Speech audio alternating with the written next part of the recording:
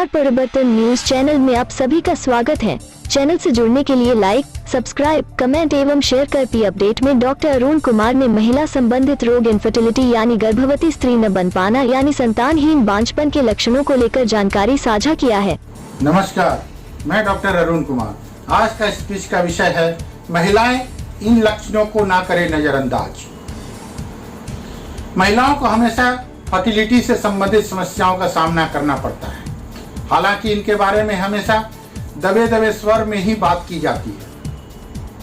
महिलाएं घर पर ही इस विषय में बात करने में सहज नहीं हो पाती है, तो चिकित्सक से बात करना तो उनके लिए और भी मुश्किल हो जाता है।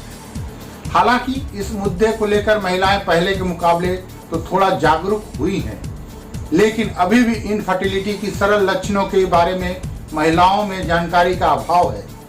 इसलिए जानिए इनफर्टिलिटी के लक्षण। किसी एक से जुड़ा मामला नहीं है इनफर्टिलिटी। इनफर्टिलिटी का अर्थ है लगातार और असुरक्षित यौन संबंध रखने के 1 साल बाद भी गर्भधारण न कर पाना। अर्थात अगर कोई महिला लंबी अवधि तक लगातार यौन संबंध बनाने के बावजूद गर्भवती होने में सक्षम नहीं है, तो इसे इनफर्टिलिटी माना जाता है। इनफर्टिलिटी दरअसल किसी एक पार्टनर या दोनों भागीदारों की समस्याएं हो सकती है, और यह सिर्फ स्त्री या सिर्फ पुरुष से जुड़ा मामला नहीं है।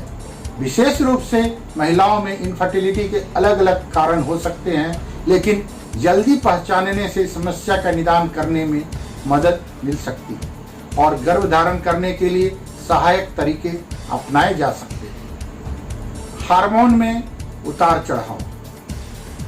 इनफर्टिलिटी के लक्षण के तौर पर महिलाओं को हार्मोन्स में बदलाव अनुभव होता है।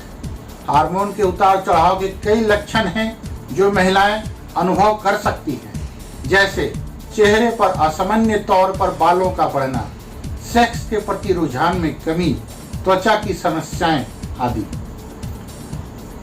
मासिक धर्म का ना होना या मासिक धर्म के दौरान तकलीफ, अधिक स्राव होना। ऐसे समय में हो सकता है कि तनाव के कारण मासिक धर्म आगे पीछे होने लगे, लेकिन अगर यह स्थिति महीनों तक कायम रहती है तो यह संकेत हो सकता है कि आप अपनी फर्टिलिटी क्षमता की जांच करा लें। दूसरी ओर, यदि आप मासिक धर्म के दौरान भारी रक्तस्राव का अनुभव कर रहे हैं, तो यदि मासिक धर्म के कारण आप रूटीन की जिंदगी नहीं जी पा रहे हैं, तो यह एंडोमेट्रियोसिस का संकेत हो सकता है। अनियमित मासिक धर्म के कारण होने वाले पॉलीसिस्टिक ओवेरियन सिंड्रोम PCOS की वजह से भी इनफर्टिलिटी की समस्याएं हो सकती हैं। संभोग के दौरान दर्द। डिसरूपेनिया एक ऐसी स्थिति है जब संभोग के दौरान लगातार दर्द होता है। यह पुरुषों की तुलना में महिलाओं में अधिक आम समस्याएं हैं। इसे इनफर्टिलिटी का एक अंतर्निहित संकेत माना जा सकता है। वजन का बढ़ना या घटना। यदि अचानक आपको अपना वजन बढ़ता हुआ या घटता हुआ लगे, तो आप लक्षण को नजरअंदाज नहीं कर सकती, क्योंकि यदि आपने समय पर इस लक्षण को पहचानकर चिकित्सक का परामर्श नहीं लिया, तो आगे के लिए और भी मुश्किलें बढ़ जाएंगी, क्योंकि ऐसी स्थिति में आपके लिए गर्भधारण करना मुश्किल हो सकता है। धन्यवाद। आपका अपना डॉक्टर अरुण कुमार। ललिता कुमारी गृहिणी और समाज सेवी ने पेट की चर्बी कम करता है प्याज के फायदे के बारे में जानकारी दिया है।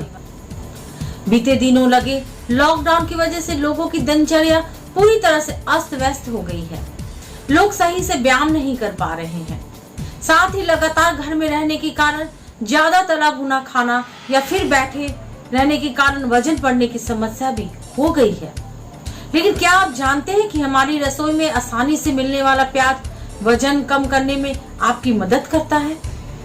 प्याज में क्वेरसेटिन नाम का फ्लोवेनाइड होता है, जिस शरीर के विभिन्न हिस्सों में जमा चर्बी को कम करने में मदद मिलती है।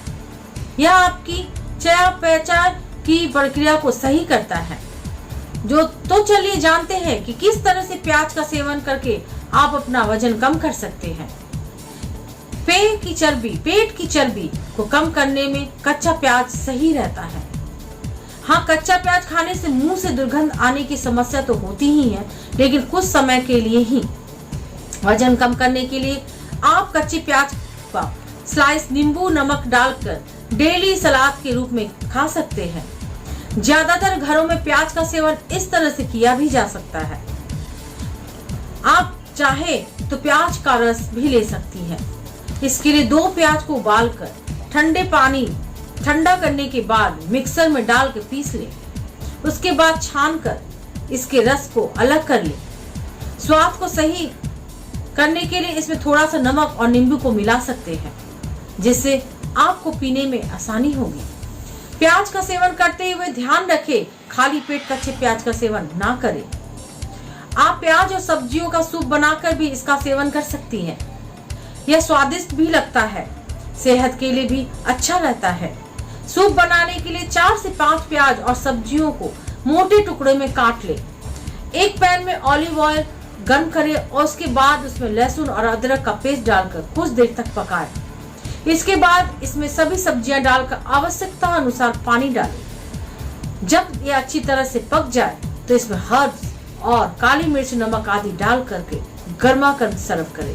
मैं ललिता कुमारी, धन्यवाद।